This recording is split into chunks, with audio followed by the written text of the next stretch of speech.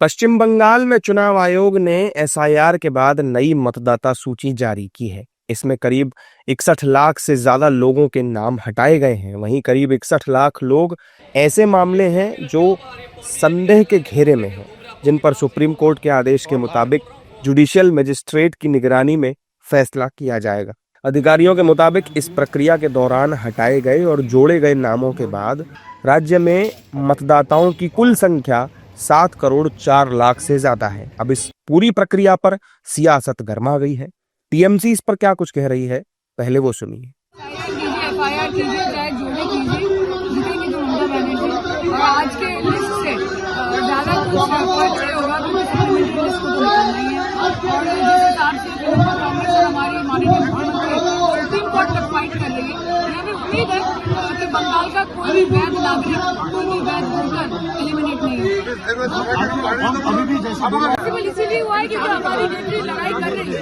अगर हम लोग हाथ उठा लेते, अगर हम लोग मान लेते, जो भी इलेक्शन कमीशन कर रहा है, इलेक्शन कमीशन एक इंडिपेंडेंट एजेंसी जैसे काम नहीं कर रहा, स्वतंत्रता के साथ काम नहीं कर रहा, भाजपा के होकर काम कर रही है, तो हम अंत तक देखेंगे। जबकि बीजेपी इसे एक संवैधानिक प्रक्रिया बता रही है और टीएमसी की ओर से उठाए जा रहे सवालों को हार का डर बता रही है।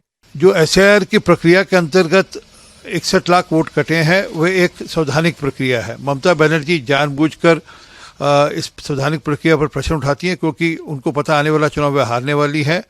हिंदी में कहावत है, किसानी बिल्ली खंबा नोचे। इसी प्रकार से ये जानबूझकर एसआईआर पर और इलेक्शन कमीशन के संवैधानिक प्रोसेस पर प्रश्न उठा रही हैं। ये देशवासियों का है ना, जो यहाँ पैदा लिया है, जो बाहर से आकर के यहाँ पर वोटर बन जा रहा है और नेशनलिज्म ले रहा है, वैसे लोगों को तो चिन्हित करना चाहिए। हम बहुत बड़े राष्ट्र, विकसित राष्ट्र नहीं ना हैं, हम विकसित राष्ट्र के श्रेणी में हैं। हमारे पास सरप्लस पैसा नहीं ना है, तो हमारे पास जो भी पूंजी है, चाहे जितना भी हमारे पास पैसा है, वो हमारे अपने लोगों के लिए जो इस देश में पैदा हुए हैं।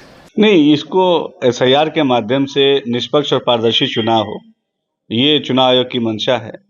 और डुप्लीकेट वोटर्स, ऐसे वोटर्स जिनका देहांत हो गया है, जो कहीं शिफ्ट हो गए हैं, ये तमाम एसआईआर के माध्यम से जो प्रक्रिया हुई, इससे जो है जो वोटर लिस्ट जो दुरुस्त होगा, इससे लोकतांत्रिक ढांचे को और मजबूती मिलेगी। निष्पक्ष जब चुनाव होगा तो हमारे भारत का लोकतांत्रिक ढांचा निश्चित तौर पर मजबूत होगा। एक लोकतांत्रिक व्यवस्था के साथ एसआईआर का जो चुनाव होगा, निश्चित तौर पे ये प्रदेश और देश के विकास को नई ऊंचाइयों पर ले जाएगा। दरअसल पश्चिम बंगाल में अप्रैल में विधानसभा चुनाव होने हैं, जबकि चुनाव आयोग ने 27 अक्टूबर को पश्चिम बंगाल समेत 12 राज्यों और केंद्र शासित प्रदेशों में मतदाता सूची के विशेष गहन पुनरीक्षण यानी एसआईआर के दूसरे चरण का ऐलान किया था, जिसे लेकर विपक्ष लगातार सवाल उठाता आ रहा है।